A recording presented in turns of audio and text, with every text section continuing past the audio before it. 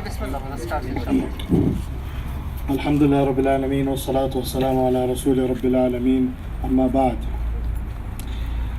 I'll keep it quite short because everyone's really tired, including me. So these plains are the plains of Hudaybiyyah, and just to give you a brief insight of what happened here, I have to give you a bit of a background of when the Prophet ﷺ saw a dream. So 6 years after the Prophet ﷺ had migrated from Mecca to Medina, obviously the companions of the Prophet ﷺ, they grew up around the Kaaba, they had immense love for Mecca, but they were denied and they were exiled and they had to leave their home in Mecca, a place which is really beloved to them. So they went to Medina, and 6 years later the Prophet ﷺ sees a dream and he receives a revelation that they were to perform Umrah. He received a revelation, إِنَّا فَتَحْنَا لَكَ فَتْحًا مُبِينًا, that indeed Allah subhanahu wa ta'ala will give you a manifest opening, a growing opening. So the Prophet ﷺ had a dream that they were to perform Umrah, and he, along with all the companions, 1400 companions, he set off to Mecca. So of course they knew that the kuffar of the Quraysh, they would be very suspicious, so they took a different route than the usual route, and this was through the route of Hudaybiyyah. And the scholars mentioned that the route of Hudaybiyyah was not a usual route, and it was a route that even they didn't used to take the animals because there was a very hostile sort of terrain through Hudaybiyyah, and they were walking through there and they had a lot of pain and anguish because they had their sandals were full of blood, etc. But they were in ihram and they set off to Mecca.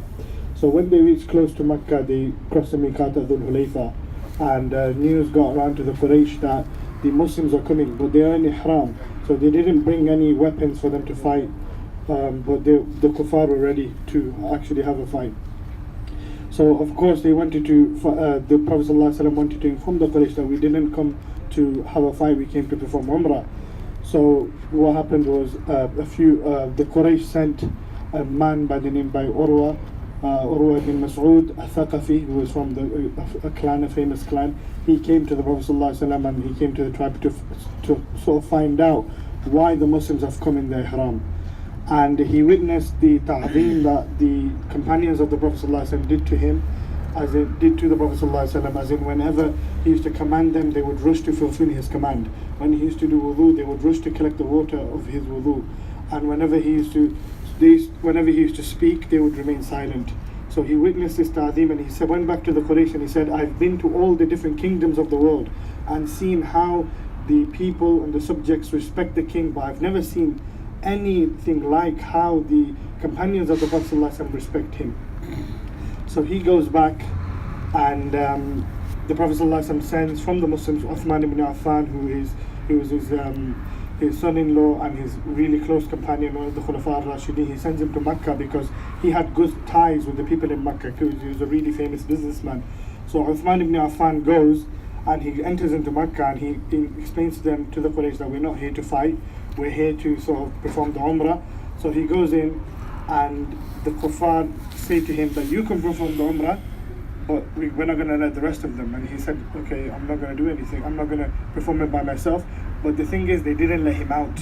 They didn't let him out, and it was a number of days, and obviously word got around that Uthman ibn Affan was killed.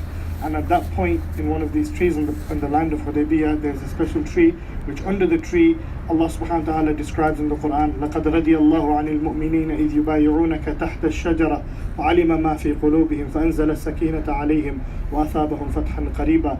That the companions of Prophet ﷺ took a pledge of allegiance underneath the tree, that it was called the Bay'ah Ridwan, and it was for Uthman ibn Affan, that there's no going back now. Now if it's time to fight, we will die. So this was how much love they had for Uthman.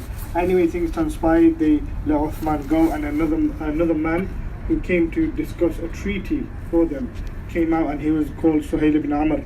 Suhail ibn Amr was from the Quraysh, and when the Prophet ﷺ saw him, he said, Sahal Allahu amrakum, that Allah has made this easy for you now, because Sahal, he thought he was quite a reasonable man. But he came with the demands of the Quraysh, and there was a treaty that was to be formed between the Muslims and the Quraysh, because at this point the Quraysh knew that the Muslims have become a lot in number, and they had the military capacity to sort of retaliate and fight back was anything to happen. So this is why they decided upon a treaty, and this treaty was known as the Sulh Hudaybiyyah, because it was in these lands that this treaty actually was written. So this man Suhail ibn Amr, he came with some ridiculous demands. He said that first of all, of course, there would be no fighting for 10 years, and he said that all of the companions had come in ihram to perform the Umrah, but he said no, the Quraysh will not let you perform the Umrah this year. You will return next year, and all of the Quraysh will vacate the Haram for 3 days, and you perform the Umrah then. And he also said things like, if anyone from Makkah comes to Medina, right, and they become Muslim without the permission of the wali, then you have to return them. But if anyone comes to Makkah from Medina as a kafir, then we won't return them to you. So it wasn't really fair for the Muslims, this treaty, and that's why a lot of Sahaba were quite enraged about why the Prophet ﷺ had accepted this. But there was hikmah in this, and this is a lesson for us all. So as they were writing the treaty, the Prophet ﷺ started, he told Ali ibn Abi Talib, he called him and he said, write the treaty. So he said, Bismillahir Rahmanir Rahim, and he wrote Bismillahir Rahmanir Rahim, Ali radiallahu ta'ala anhu. And Suhail ibn Amr, who was the Quraysh representative, he said that, Amma Rahman fala nadri man huwa. As Ar-Rahman, we don't know who he is. We don't recognize Ar-Rahman as the name of Allah subhanahu wa ta'ala, because they used to recognize Allah, but along with Allah they used to sort of ascribe partners with him, but they didn't recognize the name Ar-Rahman. So he said, write Bismika Allahumma. So obviously the Sahaba were reluctant to rub it out and write it, but the Prophet ﷺ told them to do it, so they straight away did it. So Bismika Allahumma. And then after that, the Prophet ﷺ, he told them to write Muhammad Rasulullah on the treaty. So this treaty is from Muhammad Rasulullah, and he signed. He told Ali ibn Abi Talib. And then Suhail said that if we accepted you as a prophet, فَمَا صَدَدْنَاكَ عَنِ الْبَيْتِ, then we wouldn't have stopped you from entering the Haram if we accepted you. So take that out and write Muhammad ibn Abdullah. And now this really infuriated the Sahaba. Like, how could this man demand such a thing? Now we are big in number, we can retaliate. But the Prophet ﷺ commanded them to do so, and they accepted. So this was the treaty that was written in these lands, Sulh Hudaybiyyah, and it seemed really unfair for the Muslims at the time. And another point of the treaty was that different tribes can be on different sides. For example, one tribe could be in the side of the Quraysh, another tribe can be in the side of the people of Medina, the Muslims. So from amongst them, Khuza'ah, which was a tribe, was sided with the Muslims, and Banu Bakr was sided with the Quraysh. And what happened within 2 years, so this took place in 6th Hijri, within 2 years, the Banu Bakr attacked Khuza'ah and they broke the treaty. So and the Muslims at this time were great in number, and they were able to come back to Makkah and perform the wish of the Prophet ﷺ and perform the Umrah and conquer Makkah. And this was known as the conquest of Makkah in the 9th year of Hijri. So the point of the whole incidence of the Sulh Hudaybiyyah was that to have trust in Allah subhanahu wa ta'ala, to have trust in the Messenger of Allah sallallahu alaihi wasallam, every command that the Prophet sallallahu alaihi wasallam gives, even if it's against our emotion, because you have to remember that the Sahaba, they grew up in Makkah, they loved the Kaaba, this was their home, and they were exiled from their home, and now they are returning in Ihram to perform the Umrah, to be denied once again, but still they respected the wishes of the Prophet ﷺ, and they accepted in the end.